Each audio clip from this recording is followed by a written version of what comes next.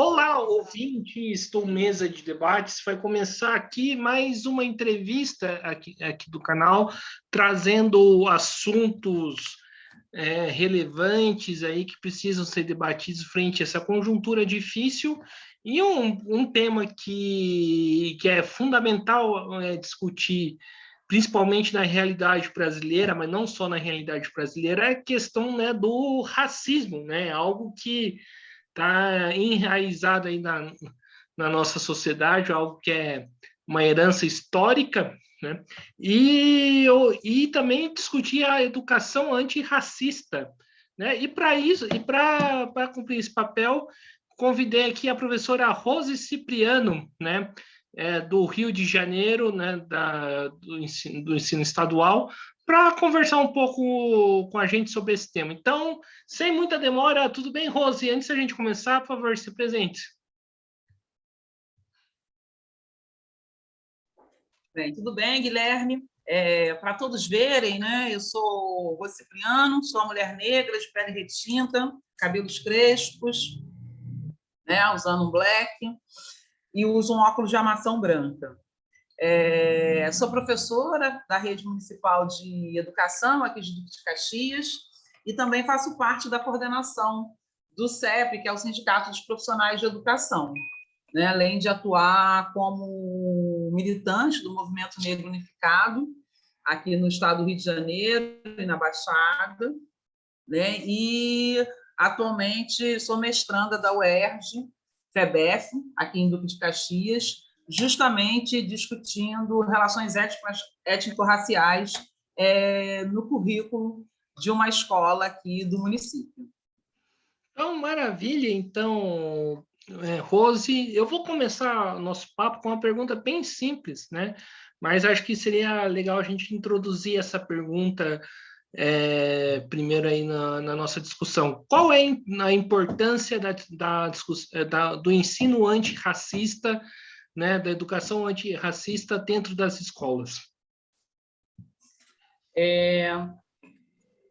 Bem, qual é a importância desse ensino, né? Eu acho que para a gente começar a responder essa pergunta, Guilherme, é preciso que a gente contextualize um pouco, né, o que é a sociedade brasileira, como que ela se formou, né, em cima do processo de escravização da diáspora africana, né, e entendendo o que foi o pós-abolição.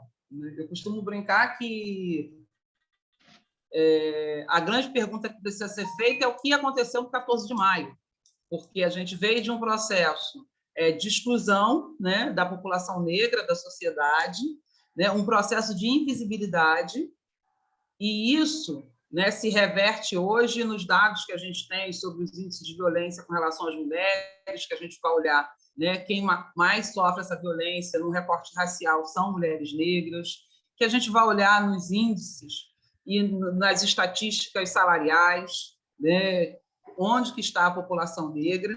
E quando se trata da escola, a gente vê, né, no currículo brasileiro que houve uma invisibilidade da história dos povos originários, né, da população indígena e da população negra.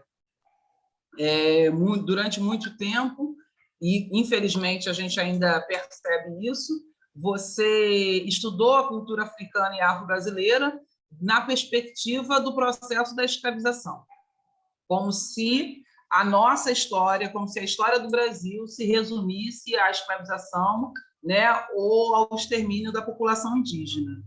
Então, pensar uma educação antirracista hoje é, sobretudo, desvelar esse currículo, né, que, como Chimamanda fala, é romper com a história única que sempre nos foi contada, né, e invisibilizou a história da população africana antes do período da escravização, né, que invisibilizou as lutas que ocorreram, né, até o processo da abolição e pós-abolição, para que a gente chegasse aqui hoje com processos como da Lei 10.639, 11.645, e discutindo a importância, né, de trazer a história indígena, afro para o currículo das escolas. E isso pensando numa perspectiva, como você disse, antirracista, né, descolonizar o currículo, um currículo que ainda é eurocentrado, né? Então, a importância da gente discutir a educação antirracista vem nesse bojo de trazer, né, a história indígena e africana para os currículos escolares, né, e romper, não só no ambiente escolar, mas ainda com uma sociedade que ainda é patriarcal, racista e racista. Certo. Rose, então vamos aí para a próxima pergunta. Qual é a realidade aí do estudante de escola pública do Rio de Janeiro, né? Que a gente vira e mexe, a gente escuta vários, né, casos aí de abusos por parte do Estado, né, contra estudantes. A gente teve o caso daquela menina do Rio de Janeiro que morreu, se eu não me engano, em 2018, né, agora fugiu o nome. E eu queria que você falasse um pouco aí qual que é a realidade do estudante de escola pública do Rio de Janeiro. Bem, eu acho que para a gente falar da realidade dos estudantes da escola pública, hoje, no Brasil, no Rio de Janeiro e na Baixada Fluminense, perpassa em especial, Guilherme, por uma... Você está com o microfone desligado, Rose, você tem que ligar o microfone. Pronto. Desculpa. Acho que para a gente, tenho certeza de que para a gente falar da realidade dos estudantes da escola pública no Brasil, no Rio de Janeiro, aqui na Baixada Fluminense, é preciso a gente situar que nós estamos falando de uma realidade de luta pelo direito à educação. E aí, quando eu falo de luta pelo direito à educação, eu estou falando um direito a uma educação que seja pública, de qualidade, gratuita, que tenha investimento na sua estrutura e que garanta o acesso e a permanência da população a essa escola, né? Uma escola que, quando a gente vai falar de território periférico, nós estamos falando de uma escola de maioria negra, né? De maioria negra. Então, pensar esse impacto, né? E aí, de uma escola que vem, né, ao longo do processo das políticas educacionais, cada vez mais precarizada. E aí eu falo da precarização estrutural, a gente ainda vive no Brasil, a gente ainda tem escolas que não têm banheiros, ou que ainda funciona, que não tem o quadro branco com o piloto, ainda é giz e cuspo, como a gente costuma brincar, né? Então, a gente fala dessa precariedade, né? E fala desse acesso ao currículo, né? Que ele é precário muitas vezes nessa estrutura e é precário quando se trata, né, a ancestralidade dos nossos alunos e das nossas alunas negras e negros nesse processo. E é claro, se a gente for pensar, e a gente tem dito, né, a CIDC, nesse momento, tomou o contorno de antes da Covid e depois da Covid. E a gente viu que o processo da Covid, da pandemia, o isolamento, essa precariedade da escola pública saltou os olhos. Saltou os olhos no fato, né, dos nossos alunos, das nossas alunas não terem acesso a computadores, a tablet, e também saltou os olhos das escolas públicas não terem estrutura para dar conta de um processo de informatização, né? Se a gente está falando de escolas em que a gente está discutindo a estrutura, né, e que às vezes é a estrutura básica, como de uma sala de aula arejada, né, ampla, nós estamos falando de escolas que não tinham laboratório de informática. Nós estamos falando de uma política que, durante a pandemia, aqui no estado do Rio de Janeiro, onde o próprio estado reconheceu que cerca de 25% dos alunos não teriam acesso ao chip que seria distribuído, né? Então, hoje, o contexto da escola pública para os nossos estudantes e para a nossa estudante é um contexto de luta e resistência para garantir que essa educação tenha qualidade e que o acesso, né, seja garantido aí, apesar das políticas que a gente vem tendo nos últimos períodos, desde política de congelamento ao investimento em educação, a políticas como da base da BNCC, né, da BNCC. Então, que dá uma reduzida, e também é um debate para a gente pensar no contexto de uma educação antirracista e das leis 10.639 e 11.645.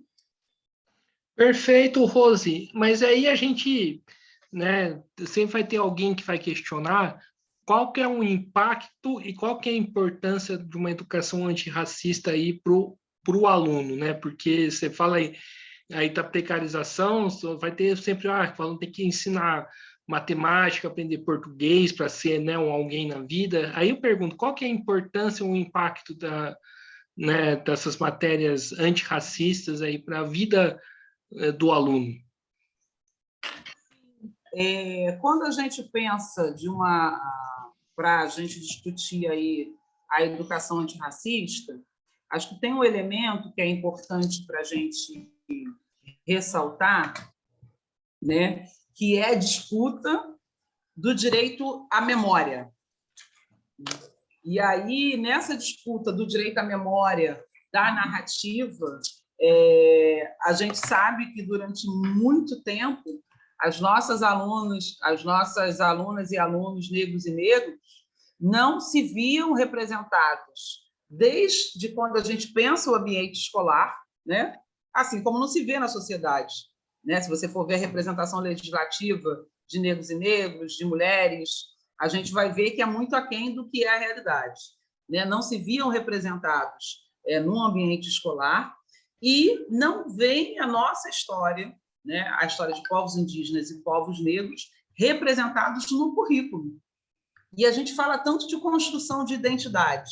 Eu sou professora da educação básica, né? Trabalho com os anos iniciais, construção da identidade das nossas crianças, construção da identidade dos nossos alunos, e como é que é construída essa identidade se, né, uma parte da história fundamental, né, da história africana e afro-brasileira não está presente nos currículos. Que identidade é essa? Que identidade que nós estamos construindo? Então, pensar a importância de uma educação antirracista é pensar a importância de trazer essas narrativas que há muito foram invisibilizadas.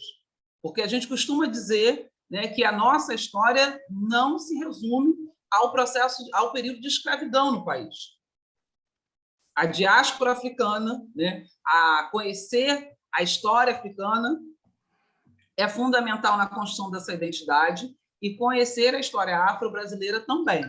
Então, pensar na importância disso é trazer, né, esse direito à memória para os nossos alunos, é a construção de uma identidade positiva, porque imagine o que foi para nós, e nós somos frutos dessa escola, termos sido educados apenas numa perspectiva de escravização, né, de subjetividade, né, e retirada de uma identidade positiva, né? E aí traz também, acho que um outro debate importante da gente colocar é da importância da educação antirracista, que é entender, né, a estrutura do racismo na sociedade.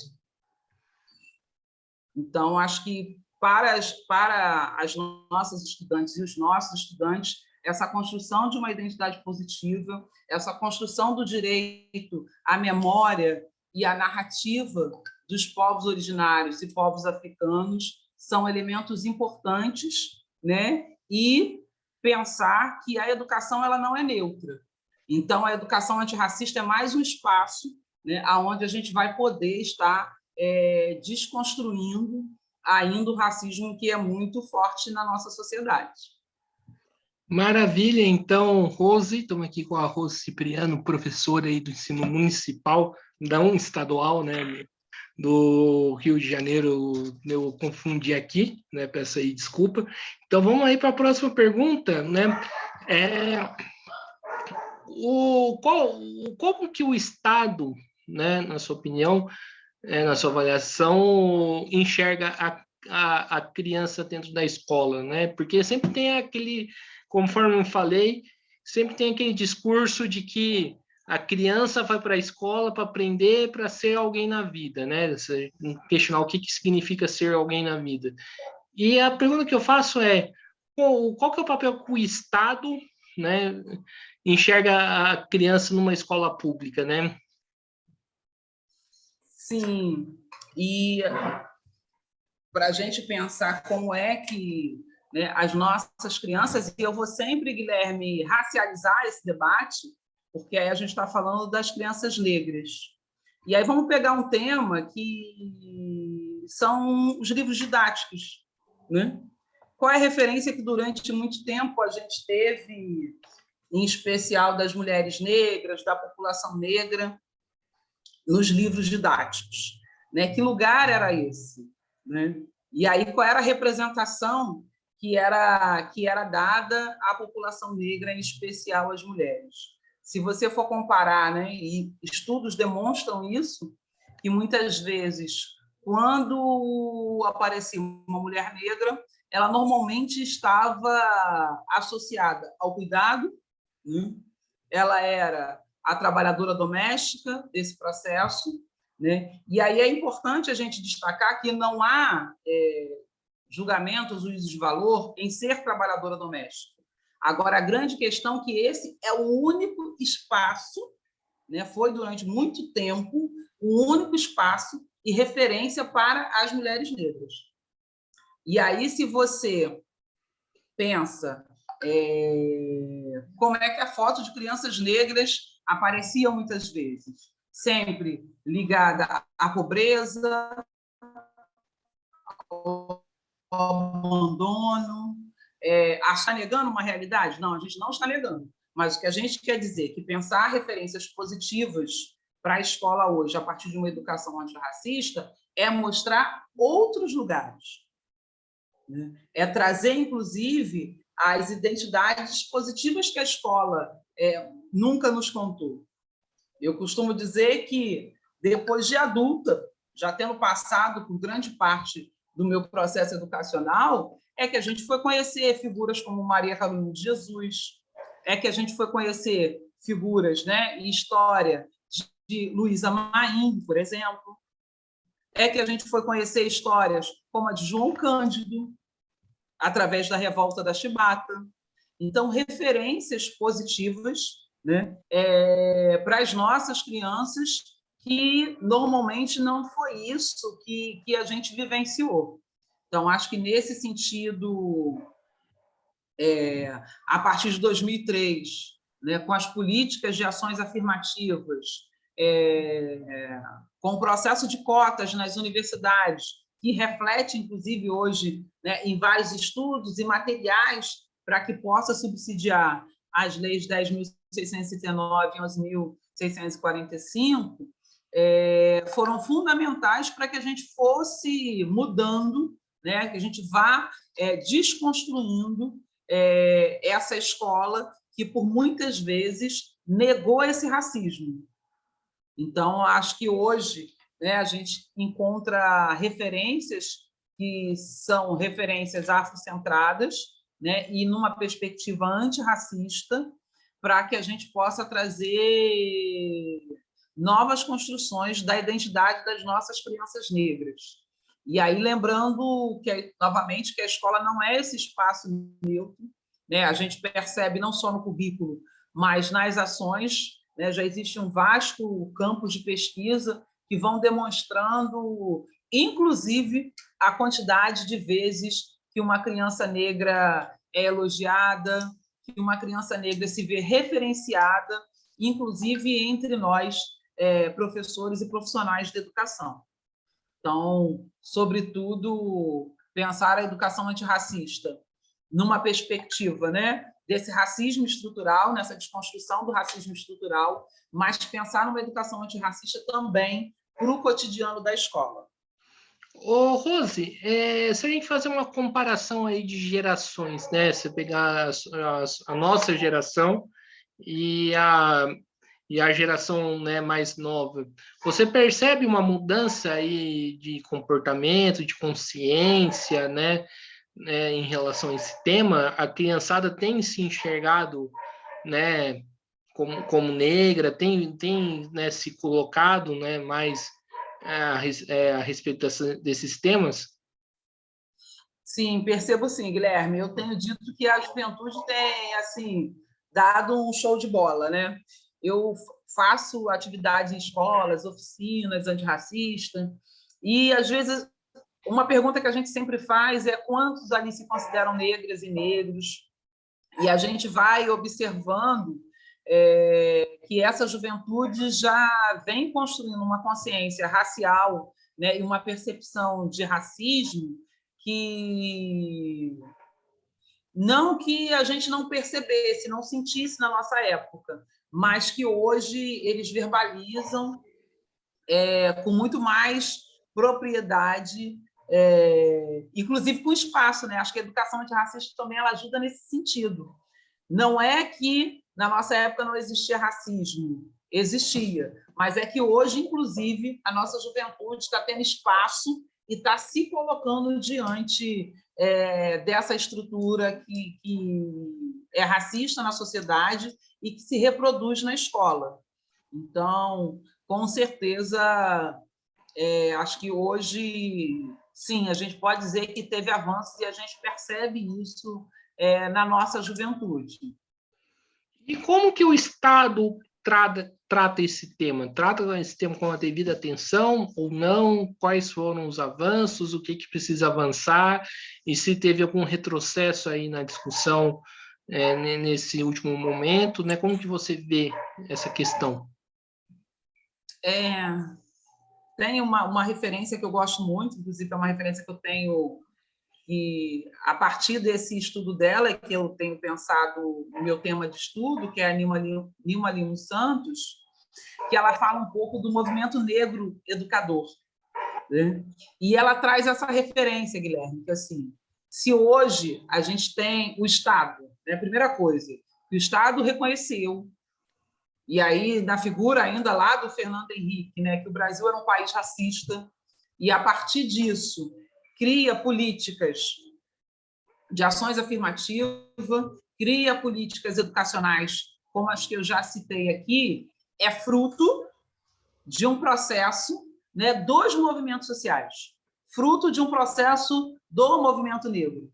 Então, se hoje a gente tem o Estado reconhecendo esse racismo, propondo políticas de cotas, propondo a Lei 10.639, né, que é a 11.645, foi fruto desses movimentos sociais. Então, acho que hoje esse reconhecimento do Estado ele não se deu no vácuo, né, se deu a partir dessa pauta do movimento negro, da necessidade, e a educação sempre foi uma pauta para nós negros e negras, né, lembrando o processo de exclusão que a população negra sofreu, inclusive do processo educacional. Então, pensar como o Estado, se a gente tem hoje políticas públicas ligadas ao currículo, políticas públicas de inserção da população negra, se o Estado encara dessa maneira, é muito fruto do que foi esse movimento negro educador que trouxe essa pauta, né, e que hoje continua na luta para manter essa pauta aí para que o Estado continue reconhecendo que é necessário pensar, né, políticas públicas antirracistas e, consequentemente, uma educação antirracista. Certo. E quando a gente fala aí desse modo aí de enxergar a educação, né, a gente, né, não dá para não colocar em discussão o papel, né, que a extrema direita cumpre, né? Como que o que como que a extrema direita vê essa discussão e quais foram os embates, né, as lutas que vocês travaram aí contra esse setor aí da sociedade, né, a respeito desse tema? Sim. Acho que esse embate com a extrema-direita Guilherme, começa desde aquelas políticas que eu falei lá no início, né, do congelamento em educação. Acho que é importante a gente pensar nessa perspectiva, que é uma perspectiva que precariza mais a educação. Eu citaria a BNCC também como um elemento, né, mais um dos ataques da esquerda, porque quando você tem um esvaziamento, né, do currículo, que prioriza algumas matérias e tira outras, como filosofia, sociologia, e nisso, né, se a gente pensar história da África, se a gente pensar esse debate que nós estamos fazendo aqui da necessidade de termos uma educação antirracista, passa por esse ataque da direita, né? E até quando você pensa, por exemplo, um debate que ficou muito forte antes da pandemia, que foi a questão do homeschool, né? Que seria um ensino domiciliar.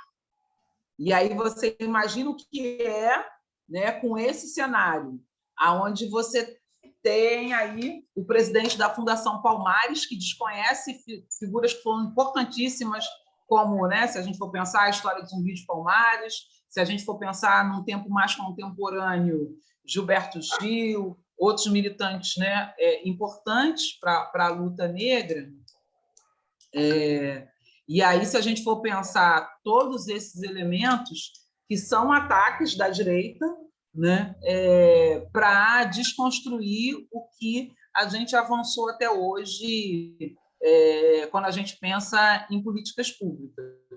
Então, com certeza, a direita vem se organizando e mais, vem disputando essa pauta, e aí, como se diz, né, cotidianamente, colocando essas lutas e essas pautas no lugar do mimimi. Só que a gente está falando de uma estrutura da sociedade.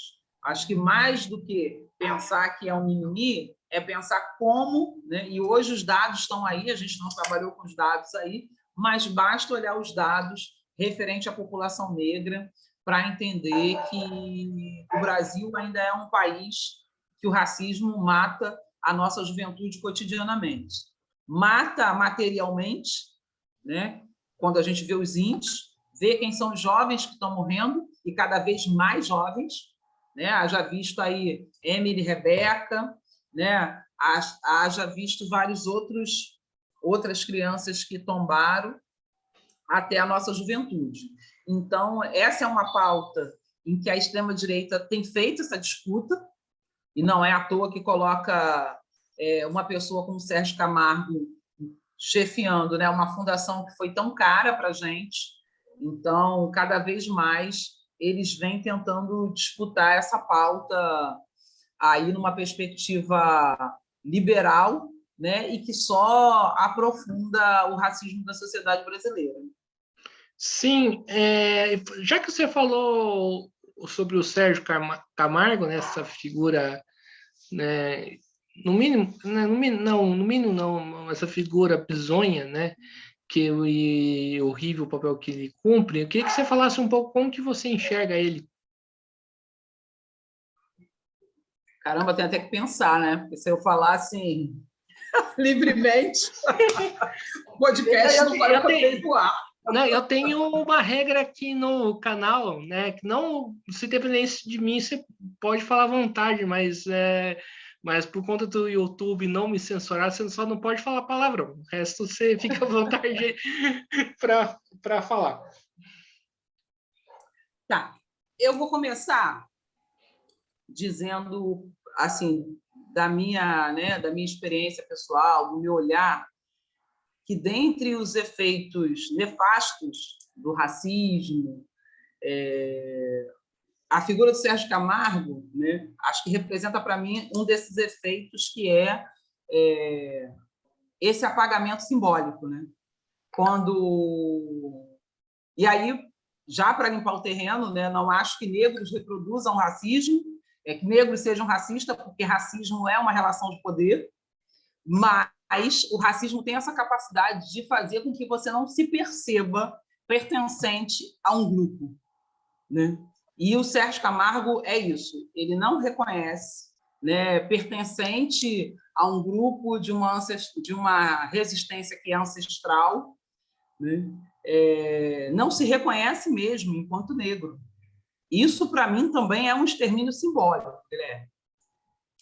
Simbólico e material, né?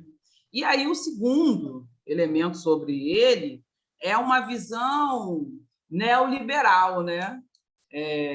Ultraliberal, no sentido de que achar que as pessoas dizem também, porque não há racismo, né? O que há são questões sociais, o que há é a meritocracia, né?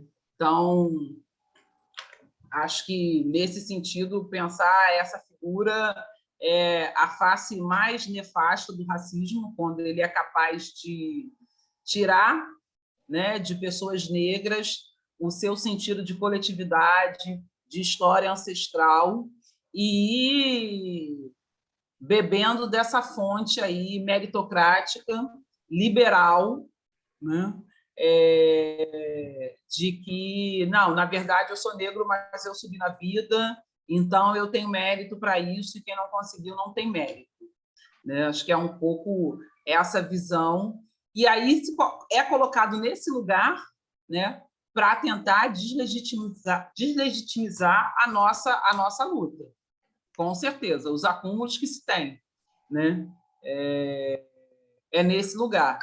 Embora não dá para a gente tirar toda a nossa luta pelo que é o Sérgio Camargo, porque ele não representa nem a família dele, né? Eu fiz uma entrevista aqui com um amigo meu, né, o Hilário, né, do canal Café e Cachimbo, inclusive recomendo aqui para os ouvintes e recomendo aí para você também, Rose, né? Ele falou que, né, o pai do Sérgio Camargo foi militante ativista negro, né? Sim. Mas, Rose, é o seguinte, né? Eu vou falar como que eu vejo esse cara, né? Aí eu passo a bola para você, né? Se eu pudesse resumir, né, uma frase, eu diria que o dinheiro cega, né? O indivíduo, né? O que deve ter de dinheiro rodando ele, né? A posição social que hoje ele cumpre cegou o indivíduo, né? Tipo, ao ponto dele não enxergar quem ele o ponto dele não enxergar a sua própria cor. Eu queria que você comentasse sobre isso. Você vê dessa maneira, porque, assim, né? Com certeza que aquilo lá o cara recebe dinheiro, e quando o cara recebe dinheiro, com a moral dele, né, esquece, né? Sim. Acho que antes de falar sobre isso, como a direita tem utilizado essas figuras para desconstruir a nossa luta, a gente está falando do Sérgio Camargo aqui, mas acho que vale a gente pensar o que é a Damares frente à política de mulheres, né? Que nega toda a pauta que vem sendo acumulada. Então, assim, é um projeto mesmo, né? Se a gente pensa política para as mulheres, se a gente pensa política antirracista, colocar pessoas que, em tese, trazem uma contradição, porque é isso, ele é a bandeira, né, lá do abjeto lá, de dizer, gente, olha aqui, essa pessoa é negra e está dizendo que não é isso. Então, tem também, por parte dessa direita, colocar essas pessoas nesse lugar para deslegitimar todo o processo de luta coletiva, e aí que é importante a gente pensar, né, um processo de luta coletiva que não passa por essa perspectiva meritocrática, que não passa por essa perspectiva do eu me salvei e o restante, né, que lute. E aí eu acho também que passa por perspectivas subjetivas, simbólicas, também. Acho que Fanon vai falar muito sobre isso, né? Sobre essa construção dessa identidade. E aí a gente pode citar Fanon, pode citar Neuza Santos, que vai trazendo assim essa identidade do que é tornar-se negro, né? Porque a gente está numa sociedade brasileira, onde a referência negra não é positiva e que muitas vezes, né, a gente, os corpos negros, vive um processo de embranquecimento, no caso das mulheres, um processo de negação da sua origem, da sua raça, nos casos dos homens, que é preciso tornar-se negro. É preciso reconhecer-se negro e negra, né? Não apenas no tom da pele, mas na historicidade, no seu cotidiano. E a gente viveu no Brasil, muitas vezes a nossa miscigenação é colocada como prova de que o Brasil não é um país racista. Mas se a gente pega aí o processo histórico de eugenia e que se considerava que em 100 anos o Brasil não teria mais negros e negras, nós seríamos todos como os europeus, e houve políticas públicas para isso no pós-abolição, onde o processo, né, que aconteceu no Brasil só viriam europeus. Estavam proibidos africanos, asiáticos, para que a população brasileira embranquecesse. Então, ainda hoje, a gente vive um processo de reafirmar, né, de tornar-se negro a partir de uma experiência positiva. E aí acho que também não tem como para a gente fazer esse debate sem trazer esse aspecto. Certo. E o que significa, na sua avaliação, o governo Bolsonaro para os negros? Bem, gente, tá difícil. Mas vamos, né, pegar aí o que é a trajetórias, as declarações de Bolsonaro. Então, assim, para a gente, não teve, digo que não teve novidade, porque ele sempre mostrou o que ele pensava da política, né? Ele foi o cara que comparou as pessoas negras aos animais, quando disse que todo negro pesava tantas arrobas, né? Ele foi o cara que fez várias declarações públicas sobre seus filhos que nunca se envolveriam com uma mulher negra porque foram bem educados.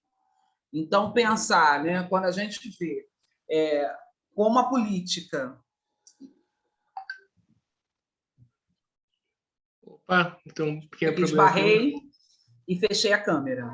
Então, assim, não nos surpreende que a política feita por ele tenha aprofundado, inclusive, a morte de pessoas negras, né? Se a gente pegar aí o que foram os índices da Covid, das mortes da pandemia, e que foi uma luta, inclusive, para que a gente incluísse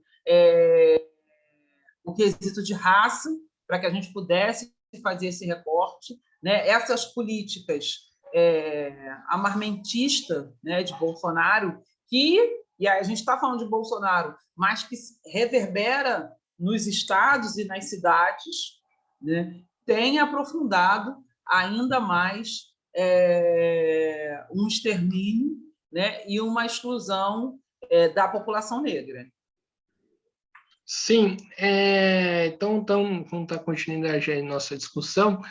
E como que a educação antirracista pode combater esse governo de extrema-direita, na sua opinião?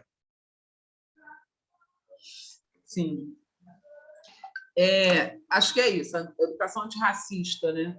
A gente parte do princípio que é desvelar, né, o quanto esse espaço da educação negou debates históricos, né?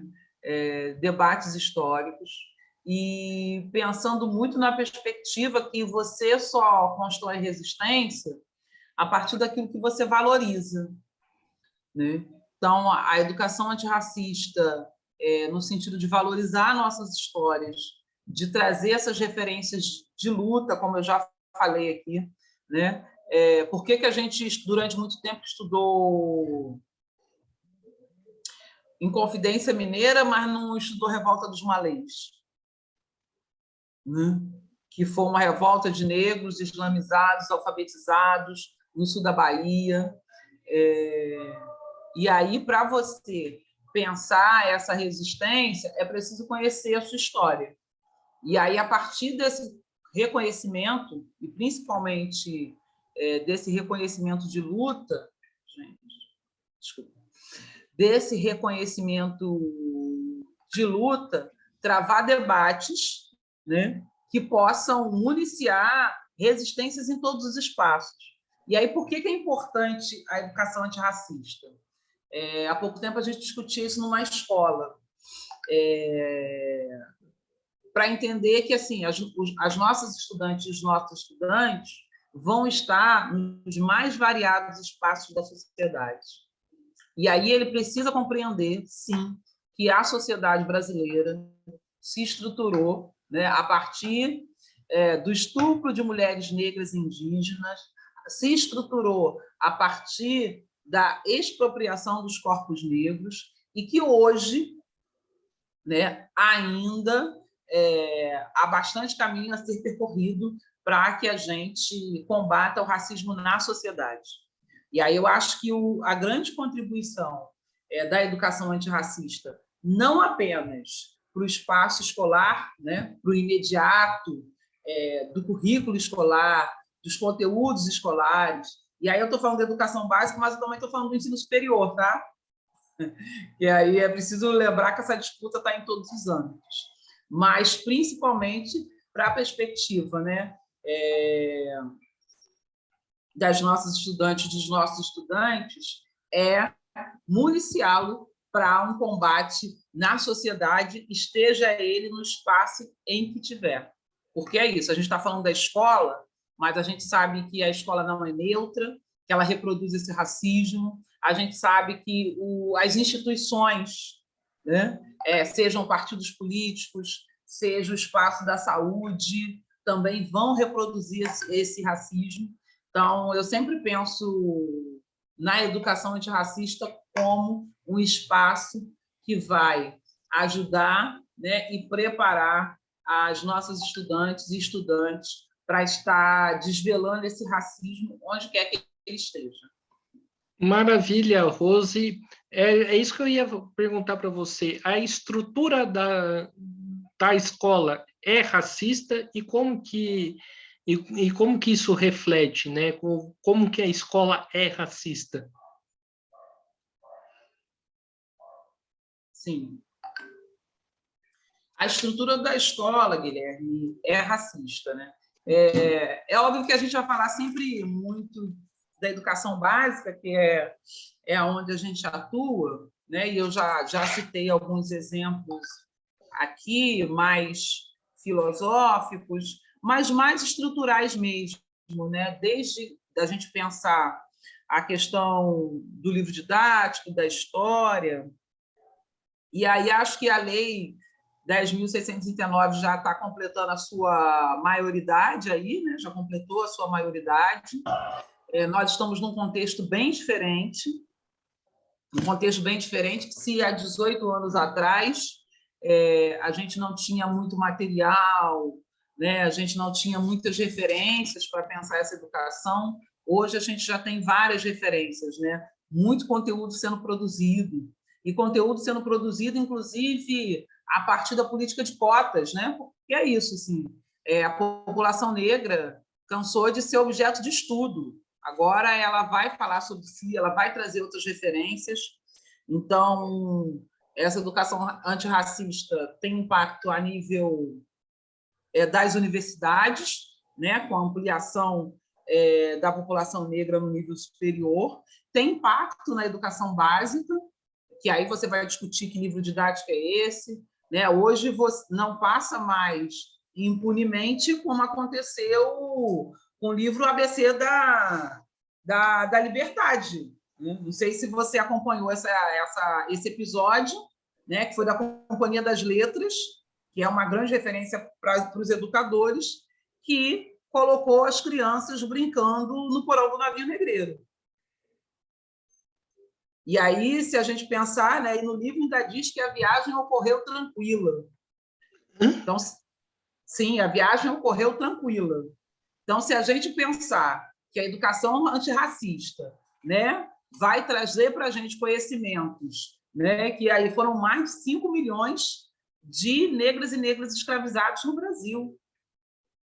A gente tinha corpos que eram jogados ao mar, né? Como quem aí não leu o livro da Eliana Alves e do Laurentino, que traz uma pesquisa muito substancial sobre isso, que mudou a rota do, né, o ciclo ali de alimentação dos tubarões. Né? Mais de 1 milhão de negros e negras que morreram nessa travessia. Então, é disso que nós estamos falando quando a gente fala de uma educação antirracista. Que coisas como essa, hoje, não passam mais impune. Infelizmente, ainda tem, porque a gente está falando aí, isso foi 2021, se não me engano.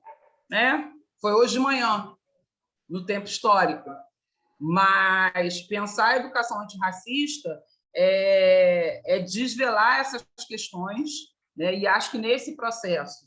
E aí é sempre bom lembrar que a gente chega à educação antirracista, mas vários outros processos na sociedade precisaram acontecer para que a gente pudesse estar discutindo hoje essa educação nas escolas. Nossa, fazendo um comentário aí da sua última fala, é impressionante como que essas questões passam assim nas formas assim mais sutis, né, que, né, como por exemplo essa questão aí do livro que você falou, que é um escalabro mesmo. E aí, só para também, né, o livro foi recolhido, a Companhia das Letras recolheu o livro, só para a gente contar a história toda, mas é isso, assim, né? Hoje, algo como esse, as professoras, os professores, né, o movimento negro, a sociedade em si, já está mais atenta. E pensar que o livro é positivo, porque vai contar a história de Luiz Gama, né, que é uma referência negra. Mas aí é isso, tem que olhar, às vezes, nos detalhes para que algo como isso não passe. Perfeito, Rose.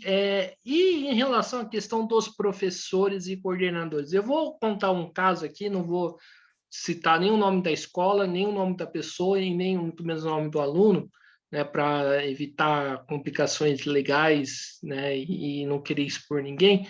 Mas eu fui professor da rede pública estadual aqui em São Paulo e presenciei um caso aí de, né, digamos, um caso de racismo, né, quando um aluno foi tentar fazer uma brincadeira, né, aluno de 15 anos, com outro, e a coordenadora da escola não xingou o aluno, inclusive, quase de bandidinho, né? E eu acho que esse é um reflexo, né, de como que os professores e a coordenação da escola encaram esse tema, né? Porque eu vejo, pelo menos na minha época, eu via que tinha muita gente que tinha muito atraso nessa discussão. Eu queria que você falasse como que você vê essa questão, né, dos professores e coordenação da escola tratarem essa questão. Sim. Apesar, Guilherme, assim, eu, né, sou uma pessoa otimista, né?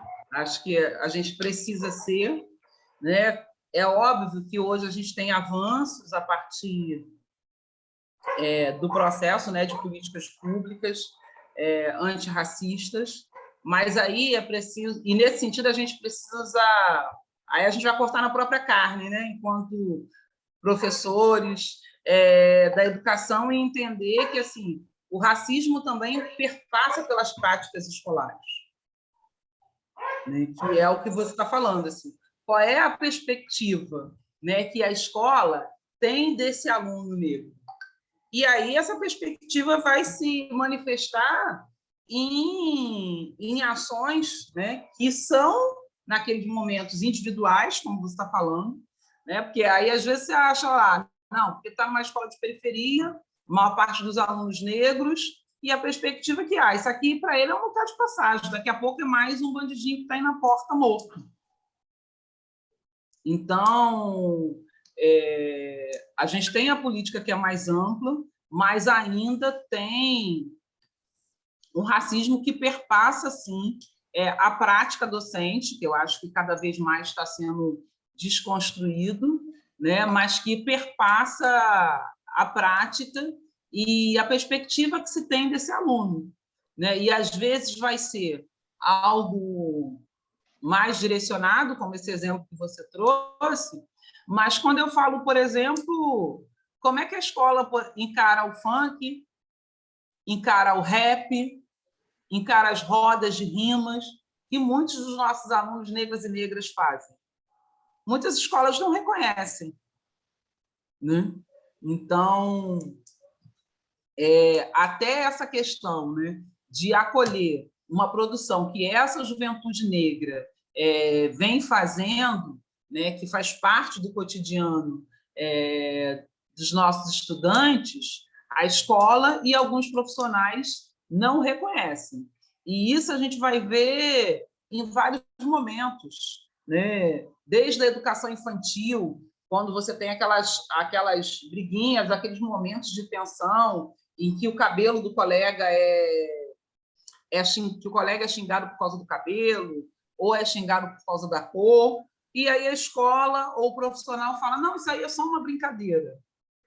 E aí, se a gente vai pegar toda essa construção que a gente vem conversando aqui durante o programa, não dá para encarar só como uma brincadeira. Então, com certeza, como eu disse, a escola ainda não é esse espaço neutro, e esse racismo sim, cometido pelas pessoas, né? É o que eu falo que é da violência institucional. Se a gente fala da violência institucional na saúde, para mim, essa questão do racismo também é uma violência institucional. Ô, Rose, no caso dessa coordenadora, eu não sei como que funciona a estrutura aí da educação no Rio de Janeiro, mas até onde que eu acompanho, os coordenadores aqui de São Paulo, né, e alguns diretores são nomeados, né, não tem concurso público. E esse tipo de estrutura ajuda pessoas como essa coordenadora a chegar onde ela chegou no seu posto? Você fala na questão de ser comissionado, né? Essa estrutura, que é na verdade, uma estrutura que, tipo, né, não vai colocar uma pessoa, o Estado, pelo menos como que eu penso, o Estado não vai colocar uma pessoa que tenha um viés crítico, que seja uma pessoa antirracista, que luta por essa causa, e sim uma assombração, né? Desculpa o termo, não vou falar o nome para não guiar processo, como essa coordenadora. Eu diria que, Guilherme, isso não é o determinante. A minha realidade aqui, embora tenham contratos, é uma realidade de concurso, né? E aí você vai ouvir, né, por exemplo, de direções, concursada, eleita, que esse não é um tema importante, que ela não acha importante trabalhar essa questão do racismo na escola. E eu estou falando assim de uma conversa que a gente teve num grupo, né, onde as pessoas são concursadas, onde ocupam um lugar que elas são responsáveis por esse debate, levar esse debate para a escola, e ela tem essa perspectiva. Então, acho que, assim, quando a gente fala de racismo, desconstrução de um racismo, que está nas relações pessoais, né, mas está nessa estrutura, o vínculo não é determinante, porque você pode ter, né, pessoas que sejam concursadas e que também não estão sensíveis e abertas para o debate antirracista. E aí não dá para a gente ficar na culpabilização das pessoas, acho que até para as escolas, porque a primeira coisa que a gente ouve das escolas nesse sentido é: mas por que a gente vai discutir racismo? Aqui não tem racismo. Aí você pergunta, não, quem já foi chamado de neguinha? Quem já foi chamado de cabelo duro? Quem já deixou de brincar na roda porque não te permitiram entrar? E falaram que você tinha que ser a empregada da brincadeira. Entendeu? Mas a escola, né, como um todo, a gente ainda vê muita manifestação de resistência para poder discutir o racismo dentro da escola. Sim. E já que a gente está falando aí dessa relação dos professores, principalmente da categoria dos professores, qual que é a importância, né, dos professores se envolverem nesse tema, não só os professores, mas também toda a categoria dos trabalhadores da educação? Eu acho não, tenho certeza, né, que é fundamental. Muitas vezes, quando a gente vai olhar, né, para uma escola, para uma turma, a gente vê, na sua maioria, de negros e negras, e que eles, né, percebem, embora às vezes não tenham um instrumento para verbalizar, percebem como esse racismo se manifesta, né? Se manifesta na escola, se manifesta na família, né? Se manifesta em outros lugares. Então, quando a gente pensa o processo de políticas públicas, e aí lembrar, né, que a Lei 11.645 e a 10.639, elas são obrigatórias para a rede pública e para a rede privada. Então, a primeira coisa é que, assim, infelizmente, não deu para a gente esperar cada professor, cada escola, um dia acordar e perceber a importância da educação antirracista. E aí, nesse sentido, é um respaldo, né, para nós militantes, é um respaldo para aquele professor, para aquela professora, para aquela escola que quer fazer valer a lei. E a gente sabe que tem muitas questões assim. Já teve professora aqui no Rio de Janeiro que teve problema por trabalhar, por exemplo, o livro Exu no Paço Imperial, né? E aí, assim, e hoje a gente, só fazendo um parênteses, não sei quando o programa vai ao ar, mas ele foi gravado no dia que a Grande Rio ganha o Carnaval do Rio de Janeiro com o tema Exu. Então, e teve professora com problemas para poder trabalhar, né, essa perspectiva, né? E só conseguiu se contrapor porque tinha esses elementos que respaldavam o trabalho dela. Então, assim, é fundamental, né, que a gente consiga, enquanto escola, enquanto projeto pedagógico das escolas, fazer esse debate e envolver o maior número de profissionais, sejam os professores, sejam os coordenadores, a direção da escola, porque é isso, a escola tem muitos olhares. Tem o nosso enquanto professor, mas tem da direção, tem dos alunos, tem dos responsáveis. Então, fazer esse debate é um debate fundamental, não só para o professor que está em sala de aula, e, infelizmente, esse ainda é um quadro, né? Às vezes você não encontra uma escola na sua totalidade trabalhando no tema, você encontra um professor, né? E acaba sendo totem, que aí tudo é o professor. Procura o professor tal, né? 13 de maio procura o professor tal, 20 de novembro procura o professor tal. Não é um projeto de um professor, mas é um projeto curricular para toda a escola e para que a gente consiga envolver todas, todos e todos. Maravilha, Rose. E você que está aí no CEP, né? No CEP, como que o sindicato trata essa questão?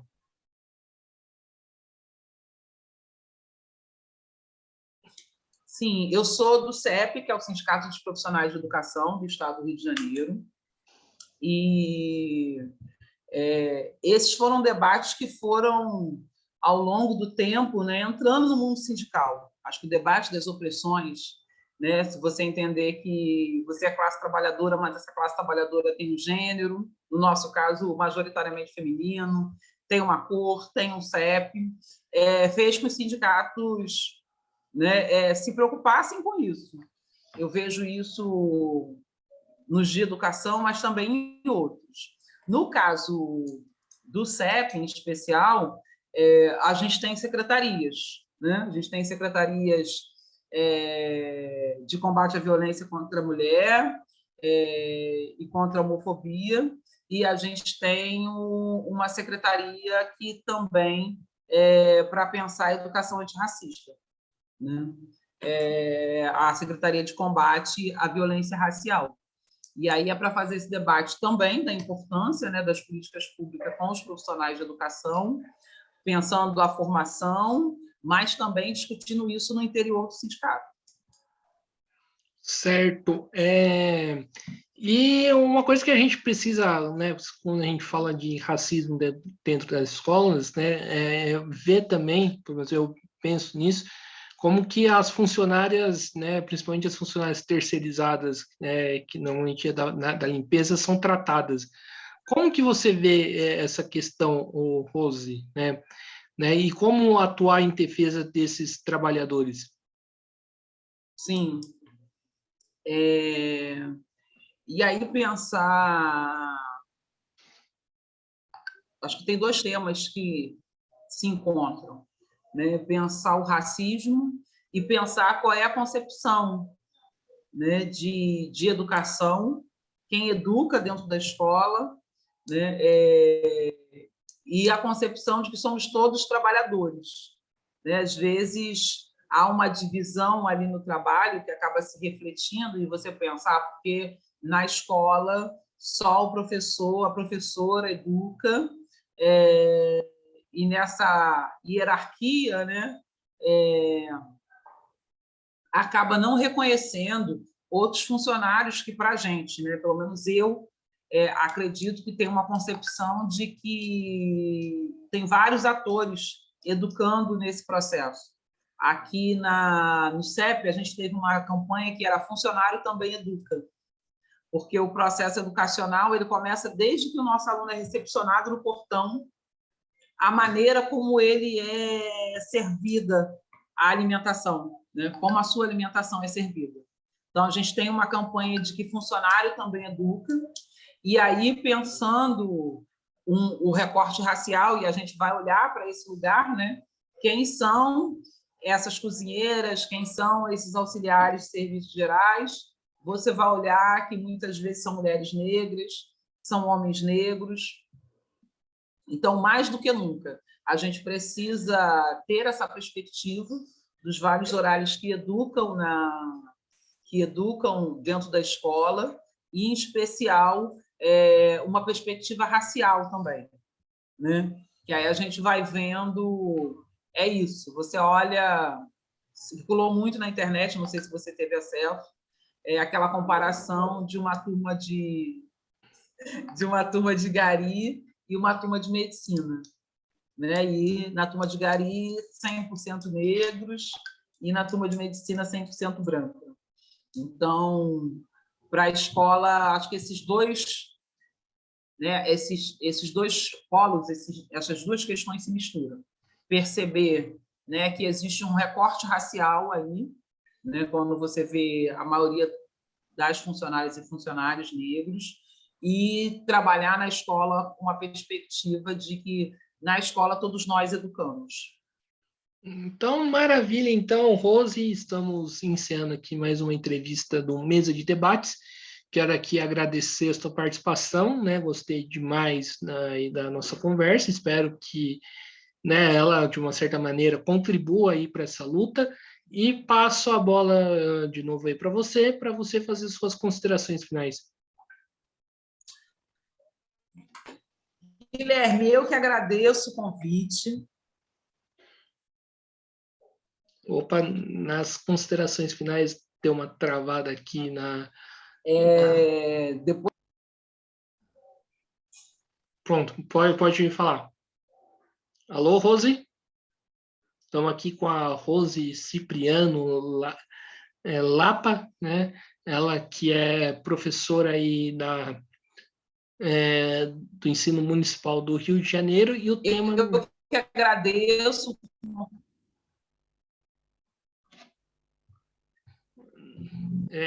Pronto, pode falar. Voltei, Guilherme? Voltou. No finalzinho Voltei. Então, no finalzinho resolveu que... travar. Pode ir. Eu que agradeço o convite. Quem quiser depois continuar o papo, a gente está nas redes sociais, @professora Rose Cipriano. Tem também o coletivo que eu faço parte, que é o Coletivo Minas da Baixada, e o próprio Movimento Negro Unificado. Na consideração final, o que eu queria trazer é que o racismo não foi uma invenção nossa, de negros e negras, né? Então, eu costumo dizer isso, assim como o machismo, o racismo não é uma responsabilidade apenas de negros e negras combatê-lo, mas é uma responsabilidade de toda a sociedade. A gente sabe que existem pessoas, né, que mesmo não sendo negras, reconhecem esse racismo, são parceiras na luta, mas a gente entende que a luta antirracista é uma luta de todos. A educação antirracista é uma educação que precisa ser exercida por todos os profissionais de educação, não apenas aquele profissional negro ou aquele profissional que não é negro, mas que gosta do tema, né? Gosta do tema, mas é uma responsabilidade de toda a sociedade. Então, maravilha. Então, Rose, mais uma vez agradecendo a você pela participação, né, do canal, e também agradecendo também a você que nos acompanhou até neste momento da entrevista. Para quem não é inscrito, se inscreva no canal Podcast Mesa de Debates de Tudo Um Pouco. Vamos ajudar aqui o canal a bater a meta de 3.000 inscritos, né? Também comentem na entrevista o que vocês acham desse tema, curta esse vídeo, curta outros vídeos, comentem outros vídeos. Também, né, curta a nossa página do Facebook, Podcast Mesa de Debates de Tudo Um Pouco, e siga a gente no Instagram, Mesa de Debates. Então, é isso aí, pessoal. Fique atento à nossa programação, que vai ter bastante coisa interessante vindo por aí ainda nesta semana. Então, muito obrigado a todos e até a próxima. Fui!